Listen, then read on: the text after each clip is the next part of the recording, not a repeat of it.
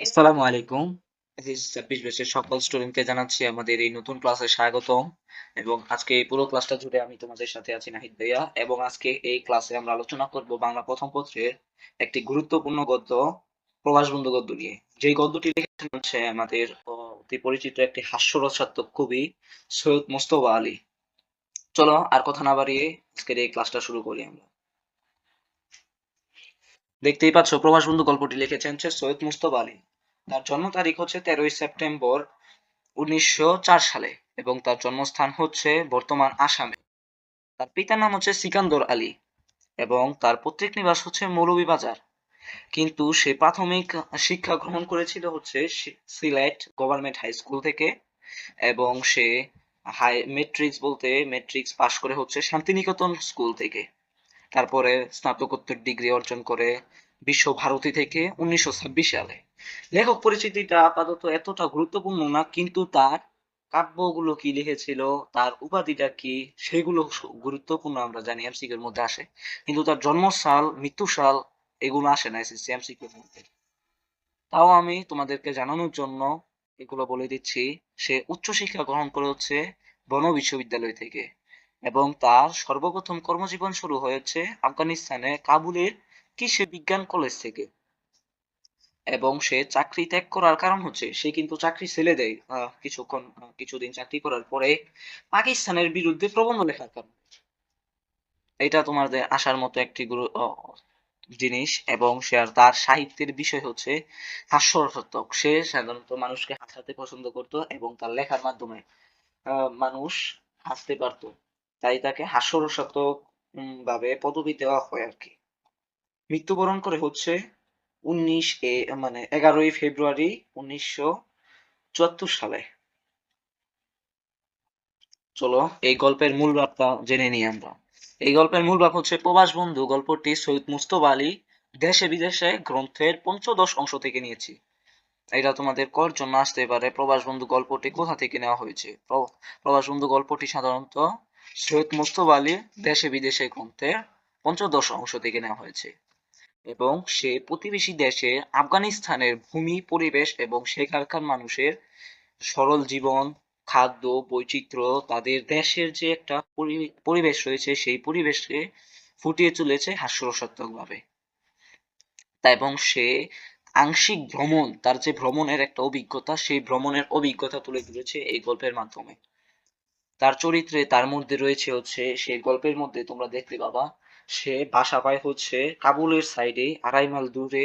এবং তার দেখাশোনার জন্য দায়িত্ব নেয় হচ্ছে আফগানিস্তানের একজন মানুষ আব্দুর রহমান নামে একজন ব্যক্তি। তারও চরিত্রের বর্ণনা, তার কিভাবে সে তার দেহটা, তার আতিথেয়তা, তার স্বদেশ প্রেম নিয়ে এই গল্পটা মূলত আলোচনা করা হয়েছে। চলো এই গল্পটা আমরা মূল ভাব তো পড়েই ফেলেছি, গল্পটা শুরু করে ফেলি। গল্পের প্রথমেই তোমরা দেখতে পাবা কবি বলেছে হচ্ছে ভাষা পেলুম কাবুল থেকে 2.5 মাইল দূরে, বাসার সঙ্গে চাকরও পেলুম অধ্যক্ষ জিয়ার জাতে ফরাসি। এটা এমসিকিউর মধ্যে আসতে পারে, অধ্যক্ষ জিয়ার কি জাতে ফরাসি। কাজেই সে আলাপ করিয়ে দিলুম একজন আব্দুর রহমান নামে, মানে তার যে চাকরটা আছে, তার যে দেখাশোনা করেছে, সেই দেখাশোনার করেছে যিনি, তার নাম হচ্ছে আব্দুর রহমান। তার কাজ হচ্ছে সে সব কাজ করতে পারতো, জুতা বুরুজ থেকে খুন খারাপি। তাকে দিয়ে যদি জুতা পালিশও করাও বা তাকে দিয়ে যদি অন্য কাউকে হত্যাও করাও, সে সবকিছু করতে পারতো। অর্থাৎ তাকে বলা হতো হচ্ছে হরফুল মৌলা, বা সকল কাজের কাজই সে সব কাজই করতে পারতো নির্দ্বিধায় ভাবে। জিরার সাহেব কাজের লোক, অর্থাৎ সমস্ত দিন কোন মন্ত্রী বা দপ্তরে, মন্ত্রী বা সদর দপ্তরে ঝগড়া করে বেড়ানো হচ্ছে কাবুলের কাজ।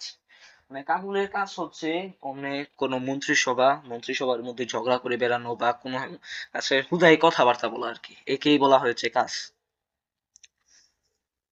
ওর বুয়া বিকেলে দেখা হবে, ওর বুয়া মানে কি বিকেলে আবার, ওর বুয়া মানে বিদায় জানানো। হ্যাঁ, ওর বুয়া শব্দের অর্থ হচ্ছে বিকেল আবার দেখা হবে। ওরবা বলে অধ্যক্ষ জিয়ার রহমান চলে গেল। কাবুল শহরে আমি দুইটি নরদানব দেখেছি, একটি হচ্ছে আব্দুর রহমান। কাবুল শহরে আব্দুর রহমানের মতো দেহ অধিকারী সে কবিটি দুজন ব্যক্তিকেই দেখেছে। এখন দেখতে পাবা তোমরা আব্দুর রহমানের গঠন এবং তার কিভাবে বর্ণনা করেছে এগুলো আর কি এমসিকিউ এর মধ্যে হুটহাট ভাবে চলে আসতে পারে যদি প্রশ্ন সহজ করুক বা কঠিন করুক।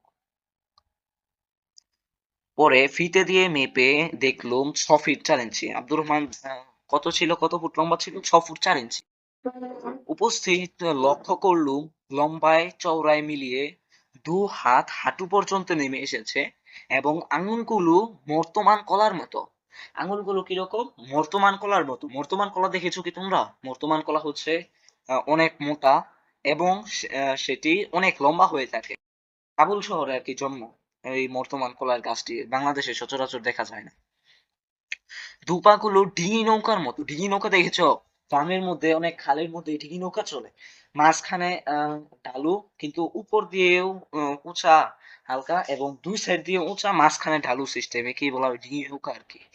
তার দেখে মনে হলো আমার বাবুর্চি আব্দুর রহমান যদি বাবুর্চি না হয়ে আহ আফগানিস্তানের একটা ভার বহন করতে পারতো এরকম দুই কাঁধ দিয়ে, এরকম দেহের অধিকারী ছিল। এফআরবি 26 ব্যাচ আর কি, এখানে এফআরবি বলতে ফাইনাল ডিভিশন ব্যাচ। আমরা মনে করি এই গল্পটা শর্টকাটে আমি শেষ করে ফেলবো। আশা করি তোমরা এই গল্পটা পড়েই ফেলেছো, যেহেতু তোমাদের সামনে এসএসসি পরীক্ষা। এই গল্পটা তোমরা ভালো করে আয়ত্তে এনে ফেলেছো। আমি তোমাদের জন্য পড়ে দেওয়ার একটাই মতলব কারণ হচ্ছে তোমরা যাতে এসএসসি তে আসলে অবশ্যই এটা এসে পড়ে সারাক্ষণই আসলে যাতে তোমরা সৃজনশীল আনসার করতে পারো ভালো করে। গল্পটা এরকম ভাবে পড়বা যাতে তোমরা এইরকম ভাবে আত্মস্থ করবা যে কোনো প্রশ্ন আসুক না কেন এই গল্পের ভেতর থেকে তোমরা যাতে আনসার করতে পারো এবং এরকম ভালোভাবে আনসার করবা যাতে টিচার দেখে মনে করো সবার থেকে ভিন্ন এই লেখাটা এবং মার্ক দিতে আগ্রহী হয়। চলো পরে শুরু করি আবার। এ কান জোড়া মুখ হা করলে চড়াচড়ি ভাবে কলা গিলতে পারতো।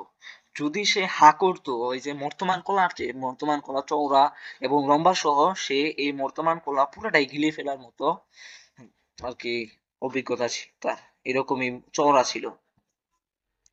পাগড়ি থাকায় তার মাথা আকার ঠাউর করতে পারলো না কবি। তবে আন্দাজ করলো হচ্ছে বেবি সাইজের, হাউট কান অব্দি পৌঁছাবে। রং ফর্সা, শীতকালে শীতে গ্রীষ্মে চওড়া, চামড়া ফেটে চিরে আফগানিস্তানের রিলিফ ম্যাপের মতো অবস্থান হয়েছে। আফগানিস্তানে আব্দুর রহমানের রংটা ছিল কি তার মুখটা দেখতে ছিল ফর্সা, কিন্তু শীত গ্রীষ্মে সে কোনো কিছু না মাখার কারণে আর কি রিলিফ ম্যাপের মতো চেহারা ফেটে ফুটে গিয়েছে। তোমরা দেখতে পারবা আর কি শীতকালে যদি তোমরা ঠোঁটের মধ্যে ভেসলিন বা কোনো কিছু না মাখো তোমাদের ঠোঁট কিন্তু ফেটে চিড়ে যায়। সেরকমই আব্দুর রহমানের মুখ এরকম শীতকালে গ্রীষ্মে রিলিফ ম্যাপের মতো আর কি ফেটে চিড়ে গিয়েছিল। এবং তার এরকমই ফর্সা ছিল, সেই ফর্সাগুলো কবি বর্ণনা করতে গিয়ে বলেন তার দেখে মনে হচ্ছিল তার দুই গালে কেউ থাপড়া মেরে আর কি লাল করে দিয়েছিল, এইভাবেই আর কি কবি বলেছেন। কিন্তু পরে কবি চিন্তা করলো প্রতিদিন তো আর এরকম ভাবে তাকে মেরে গাল লাল করার মতো অবস্থা না, হ্যাঁ, মেরে লাল করতে পারবো না এরকম বুকের ভারটা আফগানিস্তানে কারই ছিল না, কারণ আব্দুর রহমানের যে দেহ এরকমই ছিল, কাউকে মারলে আর কি সে আর উঠে ফিরে দাঁড়াবার মতো অবস্থা ছিল না, তাই তিনি বললো আর কি রুজ তো মাখবার কথা নয়। পরনে ছিল সেলোয়ার ও কুর্তা আর হচ্ছে ওয়াস্কিট। এটা তোমার এমসিকিউ বা কোয়ের মধ্যে চলে আসে। আব্দুর রহমানের পরনে ছিল কি সেলোয়ার কুর্তা আর হচ্ছে ওয়াস্কিট। ঠোঁট দুটো দেখতে পেলুম না, ঠোঁট দুটো লেখক দেখতে পেল না। সেই যে প্রথম দিন এসে মাথা ঝুঁকে কার্পেটের দিকে নজর রেখেছিল শেষ অবধি, লেখকের যে শেষ অবধি সে সেবা করেছিল, শেষ দিন অবধিও সেই আব্দুর রহমান কার্পেটের দিকেই নজর ছিল, গুরুজনের দিকে তাকাতে নেই। আফগানিস্তানের এই নাকি একটা সংস্থা। দেখো আফগানিস্তানের মানুষ কিরকম গুরুভক্ত এবং মানুষকে সম্মান করতে পারে। গুরুদের মাথা মুখ রেখে যে কথা বলবে সেই সাহসটা কিন্তু তারা করেনি, তারা সম্মান জানিয়েছে অতিথিকে। কিন্তু বাংলাদেশের মানুষ দেখবা তোমরা মানুষকে সম্মান তো জানাই না, তাদের মুখে মুখ রেখে কথা বলে, এবং বড় গুরুজন যে তারা গুরুজনকে কেউ সম্মানই জানায় না। চলো পরে শুরু করি। তবে তার নয়নের ভাবের খেলা গোপনে খেলছিল সে। তার চোখের বর্ণনা দিতে গিয়ে সে বলে হচ্ছে, দুটি চীনামাটির ডাবুরের যেন দুটো পান্তুয়া বেশি উঠেছে।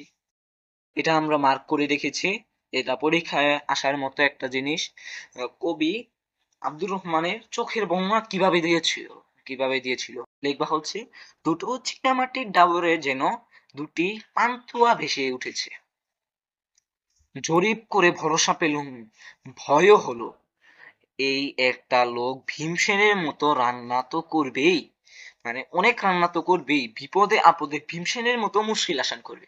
এই লাইনটি দ্বারা যথাযথ বোঝানো হয়েছে যে তার চরিত্রের গঠনটা এতই বড়, সে মনে হয় একলাই অনেক জনের জন্য রান্না করবে, অনেক রান্না করবে। দেখলে পরেই বোঝা গেছে আসলেই সে ভীমসেনের মতো রান্না করে। বিপদে আপদে ভীমসেনের মতো মুশকিল আসান করবে কবির। কিভাবে? বিপদে যদি কবি পড়ে তাহলে কবিকে অবশ্যই সে বিপদ থেকে রক্ষা করবে, ভীমসেনের মতো, ভীমসেন যেভাবে আর কি দেশটাকে রক্ষা করেছিল। কিন্তু প্রশ্ন, এই লোক যদি কোনোভাবে বিগড়ে যায়, তবে তবে কোনো একটা হাদিসের সন্ধানে মগজে আতিপাতি করে খুঁজছিল। আতিপাতি করে বলতে বোঝানো হয়েছে এখানে, লেখক এমন ভাবেই খুঁজতেছিল যে একটা কথা বলে যাতে আব্দুর রহমানকে থামানো যায়, যদি তার মগজ বিগড়ে যায় লেখকের প্রতি। আব্দুর রহমানকে জিজ্ঞেস করলুম, লেখক জিজ্ঞেস করলো, পূর্বে কোথায় কাজ করেছিল? উত্তর দিল, কোথাও না, পল্টনে ছিল মেসের চার্জে। 1 মাস খালাস পেয়েছি, 1 মাস হলো খালাস পেয়েছি। সে কয়দিন কোথায় চাকরি করছিল আগে? মেসের পল্টনে চাকরি করছিল। এবং সে কতদিন পরে খালাস পেয়েছে, কতদিন আগে? লেখকের সেবা করার আগে 1 মাস আগে মেসের পল্টন থেকে খালাস পেয়েছে। পরে লেখক জিজ্ঞেস করেছিল, রাইফেল চালাতে পারো? তারপরে আব্দুর রহমান হাসলো, একগাল হাসলো। কি কি রাখতে জানো? আব্দুর রহমান বলল, পোলাও, কুরমা, কাবাব, ফালুদা। ফালুদা কি চিনো? ফালুদা আমার একটা পছন্দের খাবার। ফালুদা হচ্ছে অনেকগুলো ফল দিয়ে, আর কি অনেকগুলো ফল একসাথে মিশ্রণ করে বরফ দিয়ে আর কি পাক করে। ফালুদা অবশ্যই যদি কেউ না খেয়ে থাকো অবশ্যই ট্রাই করবা ফালুদা। এগুলো আর কি আব্দুর রহমান রাঁধতে জানতো। আমি জিজ্ঞেস করলাম, ফালুদা বানাতে বরফ লাগে? এখানে বরফ তৈরির কল আছে কি? পরে আব্দুর রহমান উত্তর দিল, কিসের কল? আমি বললুম, তাহলে বরফ আসে কোথা থেকে? বলল, কেন? ওই পাগমানের পাহাড় থেকে। বলে জানলা দিয়ে পাগমানের পাহাড় দেখিয়ে দিল। তাকিয়ে দেখলু, যদিও গ্রীষ্মকাল তবুও সবচেয়ে উঁচু নীল পাহাড়ের গায়ে সাদা বরফ দেখা যাচ্ছে। তোমরা কি ঠাহর করতে পারছো? এখান থেকে একটা গুরুত্বপূর্ণ প্রশ্ন কিন্তু আসতে পারে। প্রশ্নটি হচ্ছে, পাগমানের পাহাড়ের রং কি ছিল? নীল। পাগমানের পাহাড়ের রং ছিল নীল পাহাড়। কিন্তু আশ্চর্য হয়ে বললুম, বরফ আনতে ওই উঁচুতে উঠতে হয়? কিন্তু আগমা বলল, না সাহেব, এর অনেক নিচে বড় বড় গর্ত করে শীতকালে বরফ ভর্তি করে রাখা হয়। এখন তাই খুঁড়ে খুঁড়ে গাদা বোঝাই করে বরফ আনা হয়। বরফ কি দিয়ে আনা হতো? গাদা বোঝাই করে আনা হতো। বুঝলুম, খবর টবর রাখে আব্দুর রহমান। হ্যাঁ, বললুম, তা আমার হাঁড়িকুড়ি বাসন কোসন তো কিছুই নেই, বাজার থেকে সবকিছু কিনে আসো। রাত্তিরে রান্না করার আর দরকার নাই, কাল দুপুরে রান্না করো, সকালবেলা চা দিও। তাহলে আব্দুর রহমানকে বলেছিল, আর যেহেতু সেবা করতে এসেছিল প্রথম দিন, বাসন কোসন এত নাই, রাত্রে রান্না করার দরকার নেই, রাত্রে সকালে চা দিলেই হবে, দুপুরে যেন রান্না করে। তারপরে আব্দুর রহমান টাকা নিয়ে চলে গেল। বেলা থাকতেই কাবুলে রওনা দিলুম। 2.5 মাইল রাস্তা, মধুর ঠান্ডায় গড়িয়ে গড়িয়ে পৌঁছাবে, মৃদু মৃদু ঠান্ডায় ঘুরিয়ে ঘুরিয়ে পৌঁছাবে। মানে হাস্যরসাত্মক ভাবে এখানে বললো লেখক, যেহেতু ঠান্ডা পড়ছে ঘুরিয়ে ঘুরিয়ে অবশ্যই পৌঁছাবেই, মানে আস্তে আস্তে হেঁটে হেঁটে অবশ্যই কাবুলে 2.5 মাইল দূরে চলেই যাবে সে। পথে দেখলাম একটি পার্বত প্রমাণ বোঝা নিয়ে আব্দুর রহমান ফিরে আসছে। সেই যে টাকা নিয়ে চলে গিয়েছিল বাসন কোসন কিনতে, আব্দুর রহমান পরে লেখকের সাথে দেখা হয় রাস্তাতেই, সে ফিরে আসছে এবং জিজ্ঞেস করলো এত বোঝা বইবার কি দরকার ছিল, একটা মুটে ভাড়া করে করলেই তো হতো। মুটে বলতে বুঝো কি? মুটে বলতে বুঝবা হচ্ছে দেখবা রেলওয়ে স্টেশনে কিছু লোক আছে অন্যের বোঝা বা অন্যের বাস্কেট আনা নেওয়া করে, তাদেরকে আমরা সাধারণত কুলি বলে থাকি। আফগানিস্তানের ভাষায় একে মুটে বলা হয়ে থাকে। তারপর বলল যা বলল তার অর্থ এই, সে যে মুঠ বইতে পারে না সে মুঠ কাবুল বইবে কিভাবে। এই লাইনটি দ্বারা আসলে বোঝানো হয়েছে যে এই বোঝা যদি আব্দুর রহমান বইতে না পারে তাহলে এই কাবুলের বোঝা বইবে কিভাবে, এবং এখানেই বোঝানো হয়েছে। আমি বললুম দুজনে ভাগাভাগি করে নিয়ে আসতে। ভাব দেখে বুঝলুম এতটা মাথায় খেলেনি আব্দুর রহমানের। মানে এখানে লেখক আব্দুর রহমানের যে বুদ্ধি হালকা একটু কম তাই তুলে ধরেছে, বা প্রয়োজনই বোধ করেনি। বোঝাটা নিয়ে আসছিল জালের প্রকাণ্ড থলে করে। বোঝাটা কিভাবে নিয়ে আসছিল? জালের প্রকাণ্ড থলে করে। এটা কিন্তু আসার মতো। বোঝা কিভাবে নিয়ে আসছিল? জালের প্রকাণ্ড থলে করে নিয়ে আসছিল।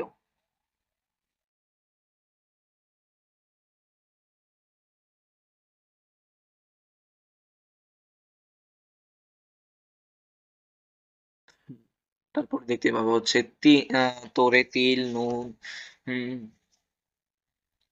তার ভেতরে তেল নুন লাকড়ি সবই দেখতে পেলাম। আমি ফের চলতে আরম্ভ করলুম। সাহেব বাসাতে রাত্রে খাবেন? এটি আব্দুর রহমান প্রশ্ন করেছিল। খুব বেশি দূরে যেতে পারলাম না। লবই দরিয়া অর্থাৎ কাবুলের একটি নদী, কাবুলের একটি নদীর নাম, এখানে কোন নদীর নাম হয়েছে? লবি দরিয়া। পরে পৌঁছাতে না পৌঁছাতেই দেখি জিয়ার সাহেব টঙা হাঁকিয়ে টকবগিয়ে টকবগিয়ে আসছে। মানে জিরার সাহেব যে কোনো কিছুর একটা উপরে বসে ঘোড়ার মতো টকবক করে আসছে। কলেজের বড় কর্তার মতো বা বসের মতো তিনি আমাকে বেশ দু একটা ধমক দিয়ে বলল, এই শহরে চলতে হলে নিশাদল হতে হবে, নিশাচর হতে হবে, যে তাগত ও হাতিয়ার প্রয়োজন সে দুটো একটাও তোমার কাছে নেই। মানে অধ্যক্ষ জিরার সাহেব লেখককে বলতেছিল এই শহরে চলতে হলে অবশ্যই তাগত বা কোনো কিছু দরকার তোমার, এই দুটোর মধ্যে তোমার একটাও তোমার কাছে নেই। বসকে খুশি করার জন্য যার গটে ফন্দি ফিকির অভাব, তার পক্ষে কোম্পানির কাজ হচ্ছে তর্ক না করা।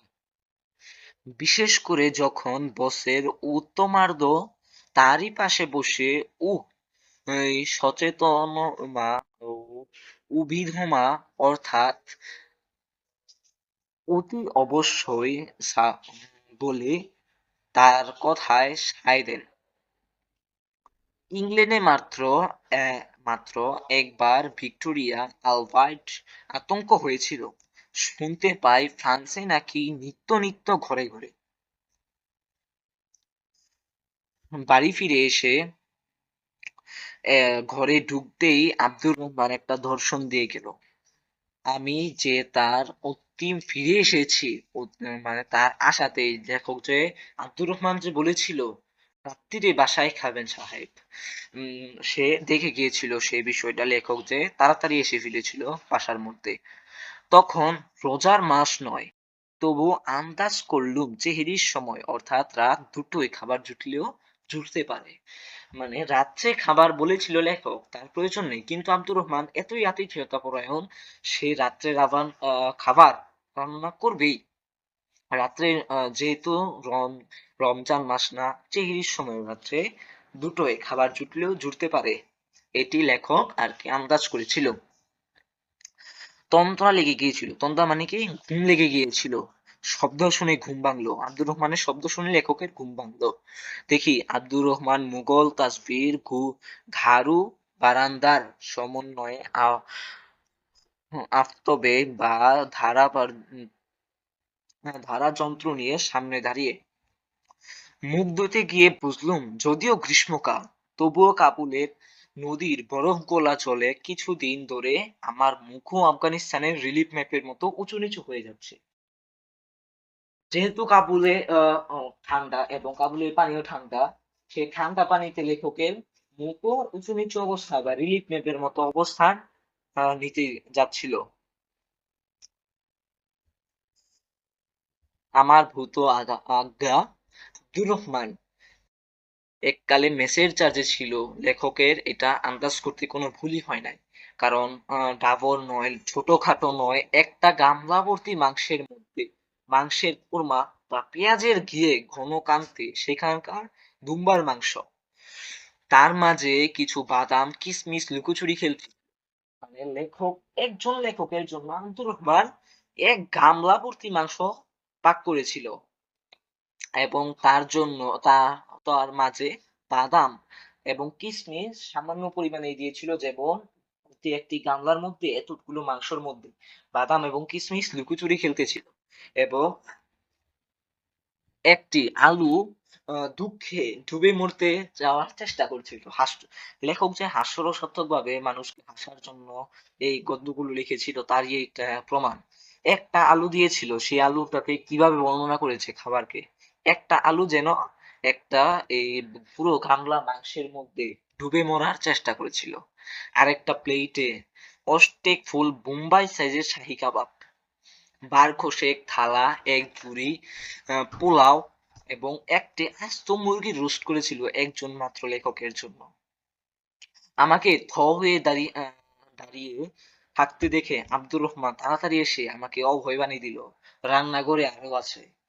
একজন মানুষ যদি ৬ জনের রান্না করে বলে রান্না করে আরো আছে, সেই সময় লেখকের বাণী আর কি প্রকাশ করে। লেখক মনে মনে বলে, অল্প সুখে কাতর, অধিক সুখে পাথর। এই কথাটা বলারই একটি মাত্র কারণ, এই যে লেখক আব্দুর রহমান যে ৬ জনের রান্না করেছিল একজন মাত্র লেখকের জন্য, আবার তা হয়ে লেখক দেখতেছিল বলে আব্দুর রহমান আরো বই বানিয়ে দিল রান্নাঘরে আরো আছে।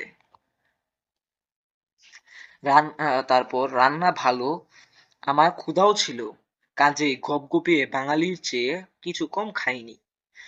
তারপর অদ্য রজনীর প্রথম রজনী, এবং আব্দুর রহমানও ডাক্তারি কলেজে যে ছাত্র, সে তন্ময় হয়ে মারা কাঠা দেখে সেই রকম আমার খাওয়ার রকম বহর করিতে এবং ডাবর চোখ ভরে শুধু নিশ্চল ভাবে দেখতেছিল। আব্দুর রহমান লেখকের খাবার এমন ভাবেই লেখক খেতেছিল যে লেখকের খিদেও ছিল, বাঙালি যেরকম গবগবিয়ে খায় সেরকমই লেখক খেতেছিল। কিন্তু আব্দুর রহমান সেই খাবারটাকে কিভাবে লেখক খায় সে শুধু তার ডাবর ডাবর চোখ দিয়ে দেখতেছিল। বললুম, বেশ উৎকৃষ্ট রেঁধেছো আব্দুর রহমান। আব্দুর রহমান অর্থদান মানে আব্দুর রহমান আবার রান্নাঘরে প্রবেশ করে ফিরে এলো হাতে এক থালা ফালুদা নিয়ে। আমি সবিনয়ে জানালুম যে আমার মিষ্টি পছন্দ নয়। তাহলে কি জানতে পারলাম আমরা? লেখকের মিষ্টি পছন্দ নয়। আব্দুর রহমান পুনরায় আবার রান্নাঘরে প্রবেশ করলো। আবার ফিরে এলো এক ডাবর উম পোজা পোজা বরফ ভর্তি করা। পেঁজা পেঁজা বরফ বলতে এখানে বোঝানো হচ্ছে তুলা আছে না, তুলা ছিঁড়ে ছিঁড়ে গেলে যেরকম বরফ পড়ে না, সেই রকম বরফ পড়ে। আমি জিজ্ঞাসা করলাম, এটা আবার কে? আব্দুর রহমান উত্তর দিল, উপরে বরফ সাজিয়ে দেখলো, সরিয়ে দেখালো, নিচে আঙুল। আহ, মুখে বলল, বাগে বলার বরফির আঙুর। মানে উপরে বাগে বলার বরফি আঙুর দেখেছো কি তোমরা? উপরে বরফ থাকে এবং সেই বরফ দিয়ে জমানো আঙুরকে বলা হয়ে থাকে বাগে বলার বরফি। তামাম আফগানিস্তানে এটা মশহুর, মানে তামাম আফগানিস্তানে এটা একটা জনপ্রিয় খাবার ছিল, বরফে ঠান্ডা করা আঙুল ফল। বলেই একখানা সরিয়ে আমাকে একটা আঙুল ফল আর কি দিল সে। আমি আঙুল খাচ্ছি, ততক্ষণে একটা একটা করে হাতে নিয়ে সে বরফে একটু মেকআপের মতো আর কি ঘষে ঘষে সে আমাকে একটা করে আঙুল ফল দিচ্ছিল। বুঝলুম বরফে ঢাকা সত্ত্বেও আঙুল ফল যথেষ্ট হিম হয়নি বলে সে মোলায়েম কায়দায় এই আঙুল ফলটিকে ঠান্ডা করার চেষ্টা করছে। ওদিকে তালু আর জিভের মাঝখানে একটা আঙুল ফল চাপ দিতেই আমার ব্রহ্মরন্ধ্র পর্যন্ত ঝিনঝিন করে উঠতেছিল। আব্দুর রহমান লেখক আর কি তার বললো আর কি, সেই যে বরফ ভরা আব্দুল দিল আঙুল ফল দিল, তার লেখক তার মুখে দিতেই আর কি তার পুরো শরীরটা ঠান্ডায় ঝিনঝিন করে উঠতেছিল। কিন্তু পাছে আব্দুর রহমান ভাবে তার মনিব নিতান্তই জঙ্গলি। হ্যাঁ, তাই সে আর এটা যথেষ্টক্ষণ চালাতে পারলো না আব্দুর রহমান। তারপর আবার বলল, বস, খাবার কি ভালো হয় নাই? খাবার কি আপনি দেখলাম? পরে আব্দুর রহমান বলল আর কি, আমি একটু শর্টকাটে বলে দিচ্ছি আর কি তোমাদের ভালো লাগার জন্য, তোমরা যাতে সামারাইজ করতে পারো। আব্দুর রহমান আর কি এভাবেই বলল, বস, খাবারটা কি ভালো হয় নাই? তারপর বলল, লেখক বলল, খাবার তো ভালোই হয়েছে। আব্দুর রহমান বলল, তাহলে দেখলুম আপনি ভালো মতো খান নাই। পরে লেখক আর কি এইরকম বাক্য দিয়ে প্রকাশ করেছে, কার গোয়ালে কে ধোয়া দেয়। এটা কিন্তু অনুধাবনে আসতে পারে, কার গোয়ালে কে ধোয়া দেয়, এভাবেই বলবো আর কি। এই কথা দ্বারা বোঝানো হয়েছে যে নিজের চিন্তা না করে অন্যের চিন্তা করে দেখবা কার গোয়ালে কে ধোয়া দেয় বলতে বাঙালির স্বভাবই এরকম। নিজে কি করতেছে, নিজে কতটুকু পড়ালেখা করতেছে তার চেয়ে চিন্তা করে আমার বন্ধুটা কিরকম পড়ালেখা করতেছে, আমার বন্ধু যখন ভালো করে পড়ালেখা করুক আমাকে যাতে পরীক্ষার হলে দেখায়।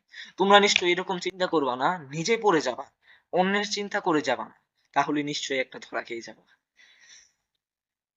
এবার আব্দুর রহমান এলেন চায়ের সাইজের সরঞ্জাম নিয়ে, মানে চা খাওয়ার জন্য নিয়ে আসলো। কাবুলি সবুজ চা নিয়ে আসলো। পেয়ালার ঢাললে অতি ফিঙে হলুদ রং দেখায়। এটা কিন্তু এমসিকিউ চলে আসতে পারে। কাবুলের রং, কাবুলের কোন চা আর কি খেতে দিয়েছিল লেখককে, এবং তা পেয়ালার মধ্যে ঢাললে কিরকম দেখায়। সে চায়ে দুধ দেওয়া হয় না, প্রথম পেয়ালায় চিনি দেওয়া হয়, দ্বিতীয় পেয়ালায় কিন্তু তাও থাকে না, লেখক তা বলল। অতঃপর ওই রকম তৃতীয় চতুর্থ কাবুলিয়া পেয়ালার ছয়েক খায়, মানে কাবুলিয়ানরা এই চাটা 6 পেয়ালা খায়। অবশ্য পেয়ালার সাইজ খুব ছোট, কফির পাত্রের মতো। এটা কিন্তু এমসিকিউ আসতে পারে, কাবুলের সেই চা খাওয়ার পেয়ালাটা কিরকম আর কি, বাঙালিদের কিরকম দেখতে, সাইজ কিরকম, তা হচ্ছে কফির পাত্রের মতো। চা খাওয়া শেষ হলে আব্দুর রহমান 10 মিনিটের জন্য বাইরে গেল। ভাবলুম এ বেলায় দরজা বন্ধ করে দিই, না হলে হয়তো আবার একটা জিনিস নিয়ে আসবে। আস্ত মুরগির রোস্ট, উটের রোস্টটা মনে হয় ভুলে গিয়েছি দিতে। লেখক এইভাবে কিভাবে হাস্যরসাত্মক ভাবে তুলে ধরেছে, মানে এত কিছু খাওয়ার পরেও তারপর লেখক একটু বিশ্রাম করতে রুমে গিয়েছিল, তাও আব্দুর রহমান তাকে কিভাবে সেবা করতেছিল। একটু পরে পরে এই ধর বাগে পালার বরফি নিয়ে যায়, আবার চা নিয়ে যায়, এরকমই। তারপর আবার আব্দুর রহমান 10 মিনিটের জন্য বাইরে গিয়েছিল। লেখক ভাবলো এইবার দরজাটা বন্ধ করে দিই, না হলে আবার আস্ত উটের রোস্টটা মনে হয় ভুলে গিয়েছিল আমাকে দিতে।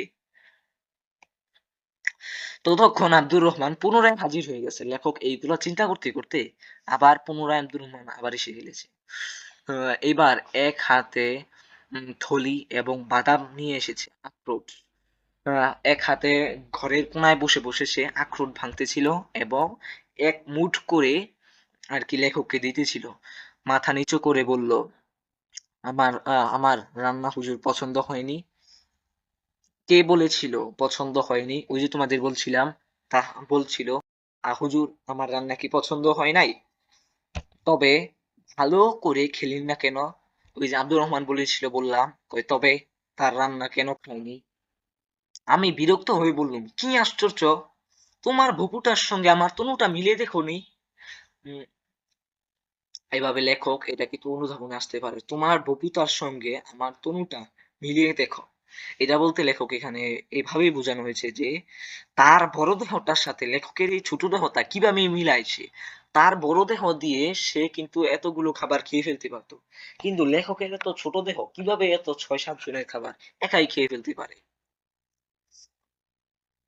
তার থেকে আন্দাজ করতে পারো না আমার পক্ষে কি পরিমাণ খাওয়া সম্ভব? লেখক একটু বিরক্তই বোধ করেছিল। উম, আব্দুর রহমান তর্কাতর্কি না করে ফের সেই ঘরের এক কোণে বসে বাদাম এর থেকে খোসা সরাতে লাগলো। তারপর আপন মনে বলল, কাবুলের হাওয়া বড়ই খারাপ, পানি তো পানি নয়, যেন সে গলানো পাথর। পেটে গিয়ে এক কোণে যদি বসলো তবে ভরসা করা যায় না, দিন বেরুবে। কাবুলের হাওয়া তো হাওয়া নয়, আতশবাজির মতো হলকা আতশবাজি তোমরা নিশ্চয়ই জ্বালিয়েছো ঈদের সময় বা যে কোনো বড় একটা অনুষ্ঠানের সময়। আতশবাজি দেখেছো কি? আতশবাজির মধ্যে আগুন চালানোর সময় কিন্তু বড় বড় হুলকা চলে আসে এবং তার তাপ মানুষের খিদে হবেই বা কিভাবে? এই যে লেখক বলল, আমার কিভাবে খিদে পাবে এতগুলো খাবার দেখে? তখন আর কি লেখক এরকম কথা জিদ দিয়ে বলতেছিল। মানুষের খিদে হবেই বা কিভাবে? আফগানিস্তানে বা কাবুলের হাওয়া এতই খারাপ। আমার দিকে না তাকিয়ে তৎপর জিজ্ঞাসা করলো, হুজুর, আপনি কি কখনো পানশির গিয়েছেন? এখান থেকে তোমরা জানতে পারবা পানশির আমাদের তোমাকে আগেই জানিয়ে রাখি, পানশির হচ্ছে উত্তর আফগানিস্তানে অবস্থিত এবং তা হচ্ছে লেখকের মানে আব্দুর রহমান আছে না, আব্দুর রহমানের বাড়ি পানশিরে। তারপরে লেখক আবার বলল, সে আবার কোথায়? উত্তর আফগানিস্তান, আমার দেশ, সে কি জায়গা? মানে আব্দুর রহমানের বাড়ি হচ্ছে পানশিরে। একটা আস্ত দুম্বা খেয়ে এক ঢুক পানি খান আবার খিদে পাবে। মানে লেখকের খিদে পায়নি বলে আব্দুর রহমান এতই ক্ষোভ প্রকাশ করে নিজের যে অবস্থান, নিজের বাড়ির, নিজের আবাসস্থলের সে সুনাম গাইতে শুরু করলো। আকাশের দিকে মুখ করে একটা লম্বা দম নিন, মনে হবে তেজে ঘোড়ার সঙ্গে বাজি করে আর কি রেখে ছুটতে পারবেন। একটা হাওয়া নিলে, পানশিরের হাওয়া এতটাই বিশুদ্ধ যে এই হাওয়া নিলে এতটাই শরীর সতেজ হবে যে ঘোড়ার সাথে আপনি রেস খেলতে পারবেন, এটাই বোঝানো হচ্ছে আর কি এই বাক্য দ্বারা। পানশিরের মানুষ তো পায়ে হাঁটে না, বাতাসের উপর ভর করে উড়ে বেড়ায়। শীতকালে যে কি বরফ পড়ে, মাঠ পথ পাহাড় নদী গাছ সব ঢাকা, ক্ষেত খামার কাজ বন্ধ হয়ে যায় এই বরফের আস্তরের কারণে। আমরা কিন্তু গল্পের শেষ অংশে চলে এসেছি। তোমরা জানো এই গল্পটা পড়েছো, তারপর কি হয়? তাও তোমাদেরকে সামারাইজ করে বলে দেই, যেহেতু এটা ওয়ান শট ক্লাস এবং ফাইনাল রিভিশন ক্লাস, চাচ্ছি না তোমাদের সময়টা নষ্ট করার জন্য, শর্টকাটে শেষ করার জন্য। তারপর এইরকম 2 দিন 3 রাত 5 দিন 7 দিন ধরে বরফ পড়বে। আপনি বসেই আছেন, দেখছেন কি রকম বরফ পড়ে। আমি ভাবলুম 7 দিন ধরে জানলার কাছে বসে থাকবো। লেখক আর কি চিন্তা করলো, আব্দুর রহমান আমার দিকে তাকিয়ে করুণ ভাবে তাকালো এবং সে মনে করলো, এরকম বেরসিকের পাল্লায় আমি জীবনে কখনো এতটা অপদস্থ হইনি। না, লেখক আর কি আব্দুর রহমান আর কি এতটাই অপদস্থ হয়েছিল, এবং এখানে লেখক নিজেই নিজেকে বেরসিক বললে কিন্তু সম্মানিত করেছে। কিন্তু লেখক কিন্তু এতটা বেরসিক ছিল না। আমরা এই গল্পটা পড়ে চিন্তা করি এবং গল্পটা পড়ে আন্দাজ করতে পারি লেখক নিজেকে বেরসিক বলে সম্বোধন করেছে। একবার আসুন জানলার পাশে বসে দেখুন, পছন্দ হয় না তবে আব্দুর রহমানের গর্দান তো আছেই। খেই তুলে নিয়ে বলল, "আহ, সে কত রকম বরফ পরে, কখনো সোজা কখনো ছেঁড়া ছেঁড়া কখনো বোঝা তোলার মতো। তারই ফাঁকে ফাঁকে আসমান জমিন কিছু দেখা যায় না, কখনো ঘুড়িকাঠি ঘন চাদরের মতো নেমে আসে, চোখের সামনে পর্দা টানে দেয়। বরফ এভাবেই পড়ে যে চোখের সামনে পর্দা টেনে দেয় আর কি, জানলার গ্লাস পর্যন্ত বরফ হয়ে যায়, তোমরা দেখতে পারবে আর কি। উত্তরের যেই দেশগুলো আছে না সেই দেশগুলোর মধ্যে কিন্তু বরফ পড়ে থাকে, বরফে এরম ভাবে আচ্ছন্ন হয় যে আমরা ফ্রিজে দেখবা অনেক বরফে জমে পড়ে, সেরকমই বরফ আর কি ঘরের জানলায় ঘরের ছাদে এরকম বরফ পড়ে থাকে। তারপর লেখক বলল, এরকম বরফ পড়বে, দেখবে, এবং সেই বরফ যখন শেষ হবে, বরফ পড়া শেষ হওয়ার পরে আপনি ঘুম ভাঙলো, দেখবেন একদিন বরফ পড়া বন্ধ হয়েছে, সূর্য উঠেছে, সাদা বরফের উপর রোশন বা সূর্য উঠলো, সূর্য কিভাবে ঝিলিক মারবে আর কি বরফে গলে পড়বে। এবং সেই সময় লেখককে ঘুরতে যাওয়ার আহ্বান দিয়েছিল আব্দুর রহমান, বলেছিল, কাবুলের বাজারে কালো চশমা পাওয়া যায়, সেই সূর্যের তাপে যেন আপনার চোখের কোনো সমস্যা না হয়, আহ, সেই জন্য আপনি কালো চশমা পরে আমার সাথে ঘুরতে বেরোবেন। বাইরে দেখবেন এরকম হাওয়া, এই হাওয়াতে একটা ধুম নিলে হাজারো ব্যাম আদি এবং রোগ যা আছে সবই এই নিঃশ্বাসের সাথে বের হয়ে যাবে। এগুলোই বোঝানো হয়েছে যে দেখো তোমরা একদম নেওয়াতেই 1 বছরের আয়ু বাড়বে এবং একদম নেওয়াতে 100টা বেমারি ভেঙে যাবে, ওষুধের কথা বলা হয়েছে। তখন ফিরে এসে হুজুর একটা আস্ত দুম্বা না খেতে পারেন, তবে আমি আমার গোঁফ কামিয়ে ফেলবো। মানে আব্দুর রহমানের পছন্দের জিনিস কি ছিল? আব্দুর রহমানের পছন্দের জিনিস ছিল তার গোঁফটা। আজ যা রান্না করলুম তার ডাবল আপনি খিদে চোটে খেতে বলবেন এবং আমাকে কাতল করে ফেলবেন। কি খবর আব্দুর রহমান, রান্না করো না কেন? আমি বললুম, হ্যাঁ আব্দুর রহমান, তোমার কথাই সই, শীতকালটা তাহলে পানসিরেই কাটাই। আব্দুর রহমান গদগদ হয়ে বলল, সে কি খুশি? তারপর লেখক একটু হাস্যরসাত্মক ভাবে বলল, আমি বললুম, শুধু আমার পান বাঁচানোর জন্য, তোমার খুশির জন্য নয়। আব্দুর রহমান ফেল ফেল করে তাকিয়ে রইল। ফেল ফেল করে তাকিয়ে রইল। আমি বুঝিয়ে বললুম, তুমি যদি সমস্ত শীতকালটা আমার পাশেই জানলার পাশে বসে থাকো, তাহলে আমার জন্য রান্না করবে কে? দেখো লেখক কিভাবে এই শেষটা করছে, কিভাবে হাস্যরসাত্মক ভাবে। চলো আমরা এখানে থেকে শব্দার্থ টিকা শেষ করে ফেলি। ওরবয়া, ওরবয়া মানে কি? ফরাসি ভাষায় বাক্যবন্ধ। বর্তমান কলা, বর্তমান কলা হচ্ছে যে তোমাদের বলেছিলাম মোটা এবং উঁচু দাঁতের যে কলাটা আর কি। রুচ, রুচ মানে হচ্ছে প্রসাধনী। দেখবা মেয়েরা আর কি মেকআপ করে, যে মেকআপ যে প্রসাধনী দিয়ে করে তাকে আফগানিস্তানের ভাষায় আর কি রুচ বলা হয়ে থাকে। পান্তুয়া, চিনির রসে ভেজানো একটা মিষ্টি জাতীয় আর কি ডেজার্ট। তাগত, তাগত মানে কি? শক্তি। তোমাদের আগেই বলেছিলাম ওই যে তনু, তনু মানে কি? তনু মানে হচ্ছে ক্ষীণ দেহ, আর বপু মানে হচ্ছে বড় দেহ। পুনরূপী মানে পুনরায়, ওই যে বলেছিলাম লেখক লেখকের খাবার আনতে আবার আব্দুর রহমান পুনরায় রান্না করে প্রবেশ করে।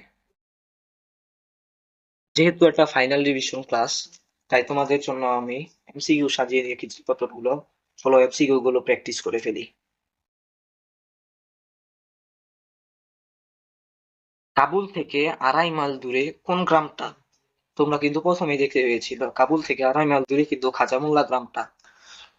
তাই তার উত্তর হবে হচ্ছে খাজামুল্লা গ্রাম।